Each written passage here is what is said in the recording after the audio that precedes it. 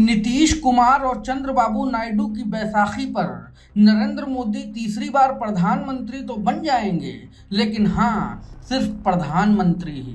पूरी कैबिनेट नीतीश और चंद्रबाबू नायडू की हाथ में होगी। मतलब मोदी को नीतीश और नायडू अपने रिमोट से कंट्रोल करेंगे। मुसलमानों को अब अपने वोट की कीमत समझना चाहिए। चुनाव प्रचार में मोदी और योगी हिंदुओं को वोट की कीमत समझा रहे थे, लेकिन नीतीश और चंद्रबाबू नायडू ने मोदी को मुसलमानों के वोट की कीमत बता दी।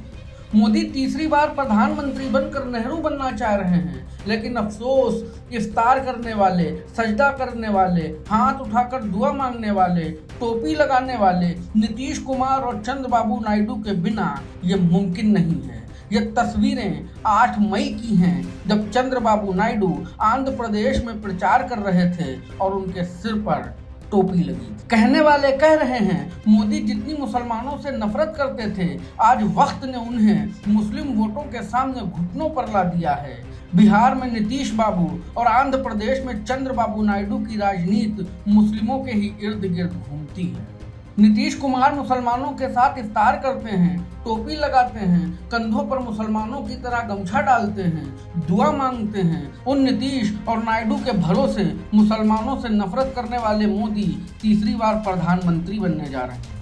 मुसलमानों के बिना बिहार में नीतीश और आंध्र प्रदेश में चंद्रबाबू नायडू सत्ता में नहीं आ सकते हैं, लेकिन आज मोदी नीतीश और नायडू के कंधों पर खड़े हैं। मतलब नीतीश और नायडू मुसलमानों के वोट के भरोसे हैं और मोदी नीतीश और नायडू के भरोसे हैं।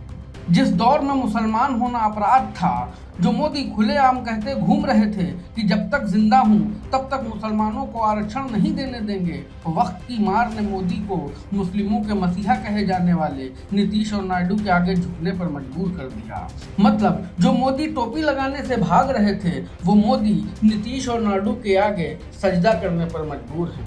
ये तस्वीरें 2 मई की हैं। इन तस्वीरों को मोदी को गौर से देखना चाहिए कि वो जिसके आगे सजदा करने पर मजबूर हैं। चुनाव प्रचार के दौरान चंद्रबाबू नायडू बिल्कुल मौलाना नजर आ रहे थे। सर पर टोपी लगाए थे, मौलाना वाला कपड़ा कंधों पर डाले थे। 30 अप्रैल की तस्वीरें भी कुछ इसी तरह हैं। यहाँ सिर्फ टोपी और मौलाना वाले रुमाल का रंग बदला हुआ है। ये तस्वीरें देखने के बाद तो भक्तों को मोदी से कहना चाहिए कि हुजूर, मुसलमानों के मसीहा चंद्रबाबू नायडू से समर्थन मत दीजिए। जो मुसलमानों का भला सोचता है, जो टोपी लगाता है, जो सजदा करता है, उसके रहमो करम पर मोदी प्रधानमंत्री नहीं बनेंगे। 28 अप्रैल को चंद्रबाबू नायडू के इस बयान को भी मोदी को कान खोलकर सुनना चाहिए। जिन मुसलमानों को मोदी CAA और NRC को लेकर धमकाते डराते थे, चंद्रबाबू नायडू इसका विरोध कर रहे हैं।